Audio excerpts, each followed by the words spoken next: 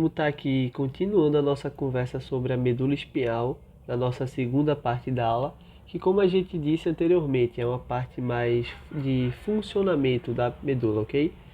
É mais ligado com danos e comprometimentos que a gente possa vir a ter nela. Então, ó, antes de começar a aula, vamos lembrar de uns conceitos que a gente já viu na primeira parte, que é o quê?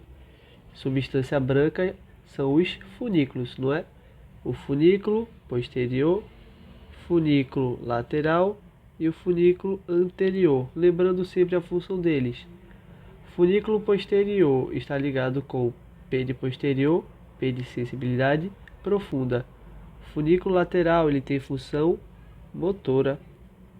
O funículo anterior, olha, é o contrário do posterior, não é? Então ele é a sensibilidade superficial, pois o funículo posterior era a sensibilidade profunda. Outro conceito também que a gente tem que lembrar, pessoal, é o nervo espinhal. Então aqui, ó, lembra, a gente tem o nervo espinhal e ele é um nervo misto, porque ele possui a sua raiz motora. Essa raiz motora aqui se localiza na anterior e ele possui também a sua raiz sensitiva, que se localiza na posterior. E aqui, lembrar que esse nervo dilata, né? No gânglio espinhal, que também tem função de sensibilidade, pois ele também está na região posterior, ok? Então, relembrado isso, podemos de fato começar a nossa aula. Primeira coisa que a gente vai estar falando aqui vão ser das lâminas de Hessex, que como vocês podem ver pela imagem, elas se localizam dentro da nossa substância cinza da medula, o nosso corno ou coluna, ok? E quando todo mundo vê pela primeira vez assim, verdade seja dita, é meio assustador.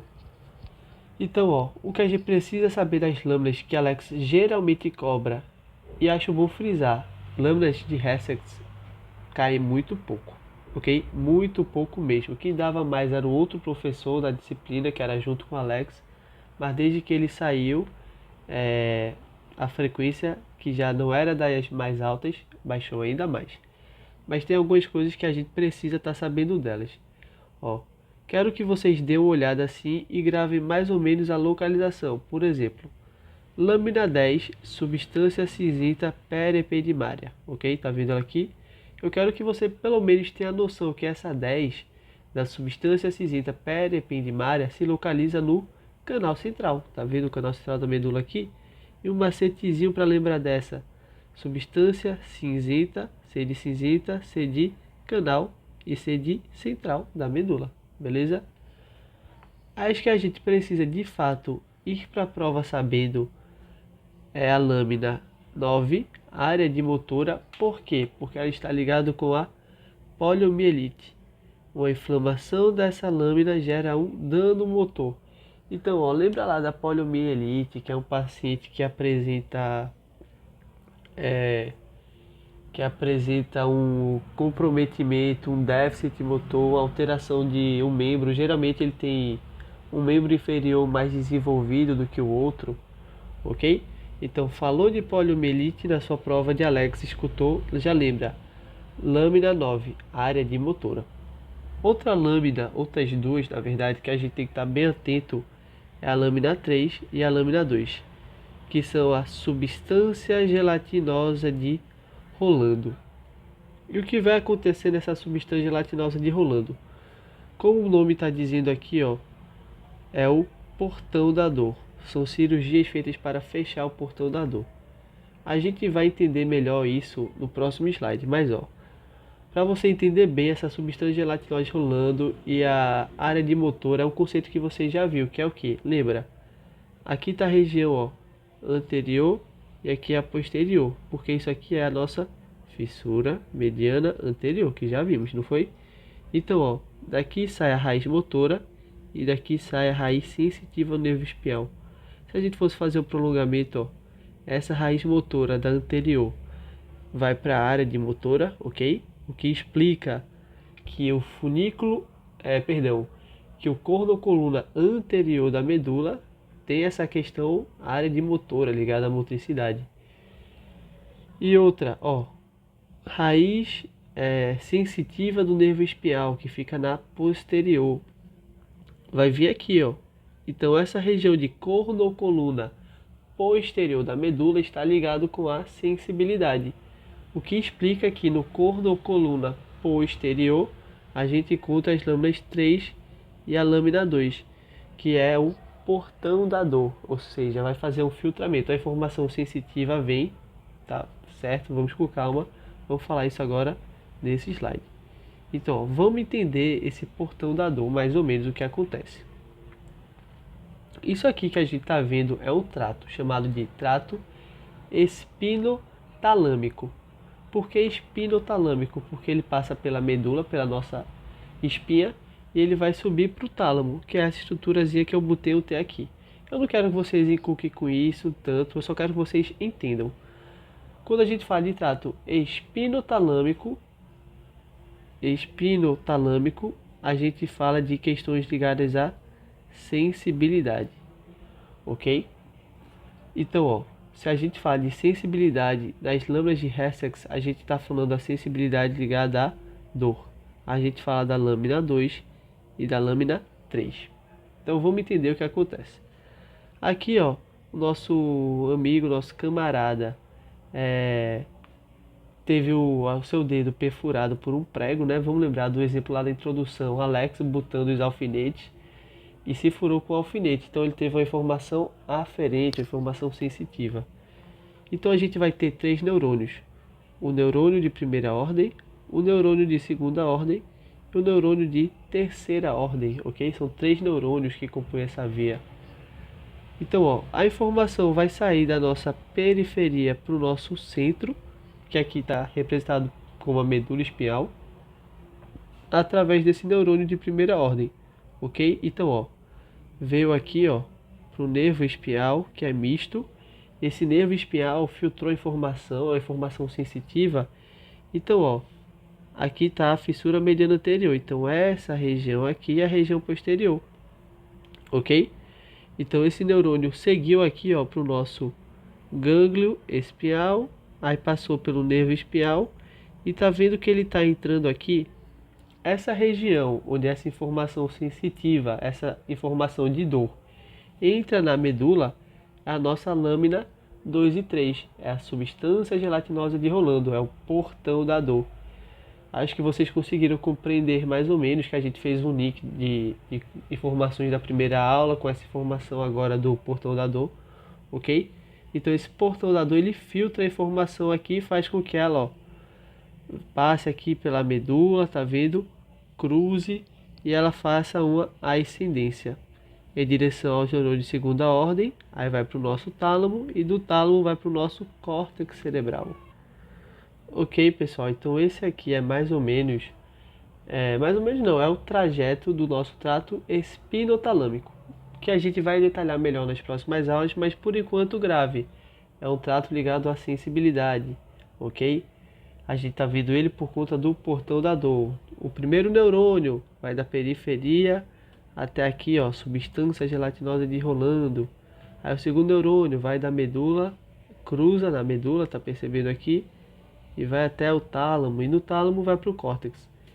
Então, uma informação importante, podem ser feitas cirurgias aqui, ó, no portão da dor para fazer o quê? Para fechar esse portão, tá certo? Então, pode fazer cirurgias na lâmina 2 e 3 de Hessex, a substância gelatinosa de Rolando, chamada de portão da dor. 2 e 3, portão da dor. 9, área de motora, ligado à paralisia, ligado à poliomielite. Tranquilo? Então, ó, vamos seguir aqui e vamos chegar em algumas lesões medulares que a gente vai ter. Então, nessa questão de lesões, quero que vocês percebam que a gente teve uma lesão que pegou tudo isso aqui, ok?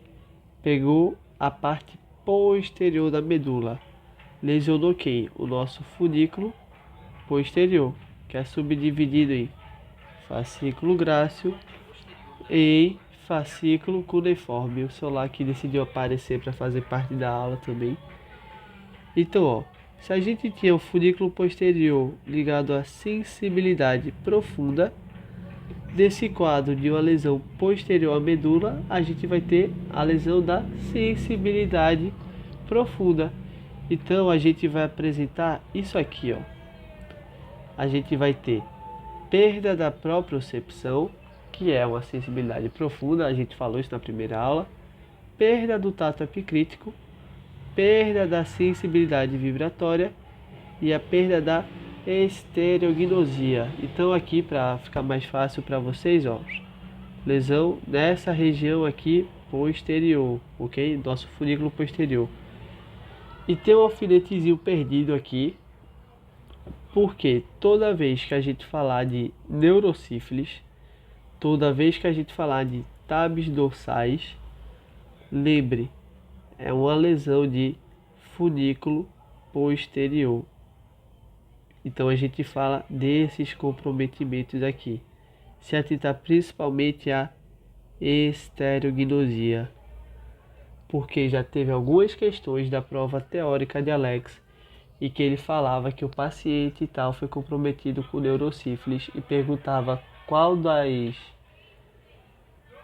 qual comprometimento ele teve, e a resposta certa era perda da estereognosia. Então eu quero que você lembre, neurosífilis a gente se refere a funículo posterior, ok? Que é sensibilidade pene posterior, sensibilidade profunda. Então o paciente vai ter todas essas perdas aqui: propriocepção, tato epicrítico, vibratório e estereognosia, pois todas são sensibilidade profunda. Então, ó, seguindo aqui, pessoal, outras lesões que a gente pode ter. Perceba, são lesões incompletas na medula, não é? Não seccionam ela todas. Então, vamos entender aqui um pouquinho do que acontece, né, nessas síndromes medulares. Primeiro, ó, a gente vai começar por essa síndrome, a síndrome de Braun-Sequard, também chamado de hemissecção medular. E o que a gente vai ter nessa hemissecção vai ser o quê? Estão percebendo que, literalmente, metade da medula foi lesada. Então, acho que todo mundo diz, olha, aqui ele teve uma repercussão de sensibilidade profunda, aqui uma repercussão de sensibilidade superficial e aqui uma repercussão de motricidade. E se você pensou automaticamente isso, parabéns, é um raciocínio muito bom. Então, vamos lá. Só que tem que se ligar aqui. Na hemissecção, a gente fala da sensibilidade profunda e sensibilidade motora, e a gente vai dividir também a outra parte em sensibilidade superficial. A perda da sensibilidade superficial é contralateral. Isso diz respeito a que nível vai ter o cruzamento dessa sensibilidade. É uma informação mais complexa, eu acho, para vocês terem agora. Então, acho melhor só gravar por enquanto. Então, ó, hemissecção, sensibilidade superficial contralateral lesada, e a sensibilidade profunda e motora ipsilateral, ok? Ipsilateral e contralateral é o quê? Contralateral diz que é do lado contrário à lesão. Então, ó, aqui está o lado direito e aqui está o lado esquerdo. Vamos entender. A parte profunda e a parte motora aqui, ó, lesionou do lado esquerdo. A repercussão que o paciente vai ter também é desse lado esquerdo. Só que em contrapartida, essa sensibilidade superficial é contralateral. Então a repercussão que ele vai ter não é do lado esquerdo, é do lado direito, ok? Sempre que for tipo esquerdo com direito, direito com esquerdo, essa divergência é contralateral. Então, hemissecção medular ou Braun-Sequard, perda da sensibilidade superficial contralateral e perda da sensibilidade profunda e motora ipsilateral à lesão, ok? Então, seguindo aqui, a gente também vai ter a síndrome medular anterior. Então, olha só, síndrome medular anterior, acho que não vai ser nenhuma dificuldade para ninguém. Tive uma lesão aqui, e o que vai acontecer? A gente pegou quem? A região anterior, não é? Que era sensibilidade superficial e a gente também lesionou aqui a motricidade. Então, ó, nenhuma dificuldade. Síndrome medular anterior, perda motora e perda de sensibilidade superficial dos dois lados, né? Porque foi do lado direito e também foi o lado esquerdo. Se você fizer um desenho da medula assim, pelo nome, você fazer o local da lesão, fizer um desenho, acho que facilita você entender, certo? E por último, a gente vai ter a síndrome centromedular ou síndrome medular central, que vai ser uma síndrome que Alex falou na aula para vocês da seringomielia. Então, ó, vamos seguir aqui para entender o que acontece na seringomielia. Aqui a gente tem uma medula normal e aqui a gente tem uma medula com seringomielia. Perceba que ela está preenchida, certo? Ela tem uma lesão, ó, bem no centro dela. Por isso que é uma síndrome central. Perceberam? Então, na seringomielia, a gente vai ter a lesão do nosso trato espinotalâmico, que a gente já comentou um pouquinho sobre ele, não foi? E o que vai acontecer é que esse paciente inferior à lesão, ou seja, abaixo da lesão, ele vai ter uma perda contralateral de dor e temperatura, perda contralateral de dor e temperatura. Já entendemos o que é contralateral, não é? Se a lesão foi do lado esquerdo, a repercussão de dor e temperatura que ele vai ter é do lado direito. E esse paciente também vai apresentar uma perda ipsilateral agora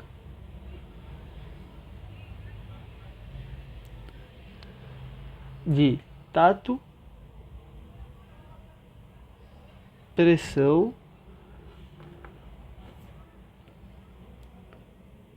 e propriocepção. Ok? Então, falei da síndrome centromedular, falei da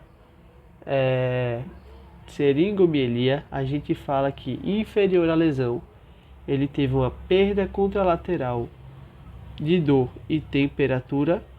Ele também apresentou uma perda ipsilateral do tato, da pressão e da propriocepção. Geralmente, pessoal, isso aqui, o que a gente vê cair mais, né? E assim, muito mais, como eu falei, a parte mais importante da aula era a primeira. O que a gente mais vê cair aqui nessa segunda parte é isso aqui, a neurosífilis, que é a síndrome do corno perdão, é uma síndrome do funículo posterior, porque a gente está falando da substância branca. Ok? A tabes dorsais da neurosífilis, da esteroignosia, essa geralmente é a mais batida de todas. Então, ó, seringomielia, já vimos. Perda contralateral de dor e temperatura e ipsilateral de tato, pressão e propriocepção. Então, ó, seguindo aqui a outra síndrome medular, quero que vocês percebam. Isso aqui é uma ressonância magnética, vocês ainda não tiveram radiologia, mas ó, acho que todo mundo consegue perceber que aqui eu encontro a medula espinhal, certo?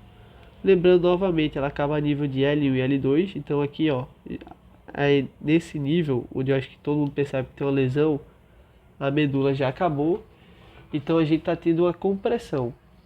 Aí vamos entender um pouquinho sobre compressões. Foi aquilo, pessoal, que a gente começou falando na introdução da primeira parte da aula, que é o que? A medula, a nível de L1 e L2, os nervos espinhais podem ser comprimidos. E quando isso acontece, a gente vai ter principal quadro, a gente vai ter dor. A gente também pode ter um aumento de volume na região, certo? Também podemos ter o que? Alteração funcional, alteração de função, né? Função sensitiva, função motora.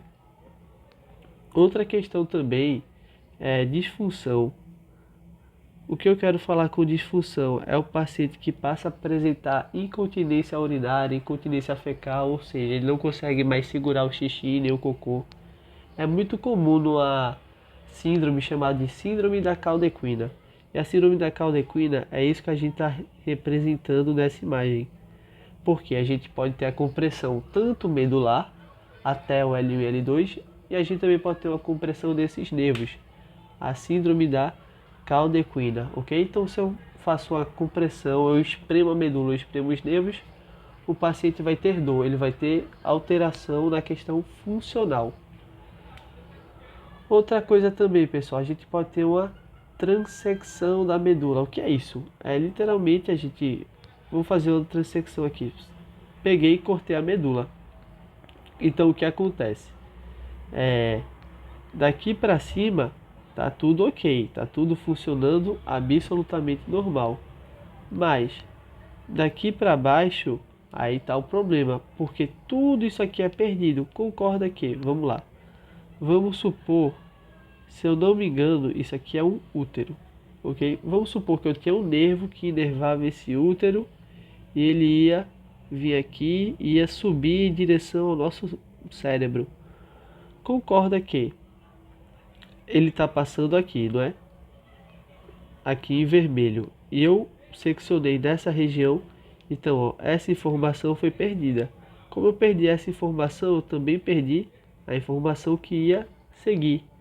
Então, tudo abaixo da medula é perdido, ok? O tônus, a motricidade, as informações sensitivas, todas são perdidas da parte da lesão que foi abaixo. Então, ó, vamos exemplificar um pouquinho melhor. Isso aqui é o nosso fígado. Vamos supor que o nervo do fígado ele fizesse isso aqui, ok? Concorda que a lesão foi aqui, então a gente lesou daqui para baixo. Concorda que esse nosso nervo que veio do fígado, ele está intacto, ok? Porque ele foi acima da lesão. Então eu quero que vocês entendam que numa transecção medular, a gente vai perder sensibilidade e motricidade abaixo da lesão, certo? Então, basicamente é isso aqui. Continuando um pouquinho, ó, a mielomeningocele, acho que vocês já ouviram falar, né, da famosa espinha bífida, que vai ser o quê? Vai ser o caso em que não teve um fechamento adequado. Então perceba que a medula espinhal vem aqui e ela fica para fora, ok? Tem vários casos, várias classificações, completa e incompleta, mas basicamente isso não é importante para vocês, assim, só ter uma ideia do que é a mielomeningocele. Inclusive, se eu não me engano, vocês também estudam isso no primeiro período com bioquímica. Eu lembro de ter visto isso com bioquímica. Ok? E por fim, a última parte da aula, que Alex fala da questão do trauma, né, do trauma raquimedular, que são as lesões medulares. Basicamente, para você entender essas lesões, você tinha que entender a transecção medular, porque é o que? Vamos supor que tive uma lesão aqui. Concorda comigo que essa informação aqui é perdida. Se eu tive uma lesão aqui, essa informação daqui para cá é perdida. Se eu tive uma lesão aqui, essa informação toda é perdida, ok? Então, o que eu quero que você perceba, basicamente, eu acho que é o mais importante, é esse entendimento. Quanto mais alta uma lesão, tá percebendo, pior é para o paciente. Uma lesão aqui, ó, a nível cervical, eu lesiono tanto o nosso plexo braquial quanto o nosso plexo lombosacral que fica embaixo, porque a informação ascende. Então o paciente vai ter uma repercussão em membros superiores e em membros inferiores. Ele vai ter uma perda da motricidade dos dois braços, das duas pernas. Então ele tem uma tetraplegia. Mas vamos supor que a lesão, ó, foi só aqui, nível mais baixo. Então a repercussão, a perda, o dano foi apenas nos membros inferiores. Ele teve uma paraplegia, ok? Então, quero que o conceito fique: mais alta a lesão, pior. Porque aqui, ó, a gente vai ter alguns níveis que são muito conhecidos. Vamos lá, a lesão mais alta de todas, C1, C3. Nesse nível, aproximadamente, nenhuma função é mantida do pescoço para baixo. O que acontece também é que esse paciente ele não consegue nem respirar, então é necessário ventilação para manutenção da respiração. Tranquilo? Uma lesão entre C4 e C5 é uma lesão que mantém a tetraplegia, porém poupa o nervo frênico, que é o nervo que vai para o diafragma. Então o paciente consegue ainda respirar. Em um caso, por exemplo, em que alguém teve uma lesão C1 e C3, o SAMU para chegar lá tem que ser muito rápido, porque em questão de minutos esse paciente vai vir a óbito, porque ele vai fazer uma hipoxemia. Tranquilo? Em C4 e C5, esses minutos do SAMU pode ser estendido para horas. O paciente fica lá, infelizmente, sem conseguir se mexer, mas ele ainda consegue respirar, ele ainda está vivo. Então, ó, seguindo aqui, C6, C7. Alguns músculos do braço e tórax, o que permite a pessoa alimentar-se e vestir-se. Aí, ó, lesão vai abaixando, tem o IT3. Agora, ó, ele só tinha antebraço e tórax. Agora a função do braço intacta. Então, subentenda que ele tem o braço, ele tem o antebraço, ele tem a mão direitinho. Então, ele ainda mantém o refino motor dos membros superiores. No C6 e C7, já era um refino mais primitivo. Aí, ó, vamos descendo. T4, T9. Controle do tronco acima da cicatriz umbilical. Então, ó, tá percebendo que é menos ruim, né? Ainda não é legal, mas também pode ser pior. Lesão entre T10 e L1. Maioria dos músculos da coxa é o que permite caminhar com o thales nas pernas. Então, a coxa dele ainda é preservada. Então, ó, se a lesão for mais baixa ainda, L1 e L2, a maior parte dos músculos da perna, então ele ainda apresenta também a perna, né? Coxa, membro, ou coxa, perna, o membro inferior, basicamente todo dele está intacto. Então, eu quero aqui, basicamente, nessa parte, que você entenda isso de lesão alta é pior, ter uma noção básica, né? Lesões cervicais, ó, cervicais mais altas, tem essa questão ligada à respiração, ou poupa diafragma ou não poupa diafragma, até C3 o diafragma está comprometido, respiração comprometida, tranquilo? E basicamente é isso. Também questão de relevância para a prova de Alex não é algo tão prevalente, basicamente que mais cai é essa questão da tabes dorsais da neurosífilis. Ele também falou para vocês alguns termos, né? Importância disso para anatomia muito baixa. E são termos que, assim, a maioria deles vocês já viram em semiologia médica. E para a prova, novamente, importância, ele não vai botar tal termo é o quê? O que é uma hipoestesia, sabe? O que é uma hiperreflexia? Não, isso não vai acontecer assim. E se acontecer, todos estão preparados, todos sabem o que são esses termos. Então, basicamente, a gente decidiu focar nessas lesões, que são o mais importante, caso venha a cair na prova. Não acho também tão importante. E vocês vão ver alguns desses termos para AV2 de primeiros socorros. Então, ó, já fica com conhecimento prévio que vai auxiliar vocês em um futuro próximo. Então, ó, dito isso, pessoal, a gente acabou a nossa segunda parte da aula de medula espinhal. E em seguida, a próxima estrutura anatômica que Alex vai começar com vocês é o tronco encefálico. Já adianto, o tronco encefálico é importante demais. Aqueles 12 pares dos nervos cranianos que vocês viram lá em Anatomia 1, lembra? 10 desses 12 pares saem do tronco encefálico, ok? Funções do tronco encefálico muito importantes, o nosso bulbo, a nossa ponte e o nosso mesencéfalo. Mas isso é conversa para a nossa próxima aula. Então, ó, fichazinha aí, teórica, prática, aula prática também para garantir os 4 pontos. Tá tudo aí para vocês. Geralmente medula quando cai são alfinetes fáceis, é uma bancadazinha, são 4 alfinetes. São alfinetes tranquilos de acertar.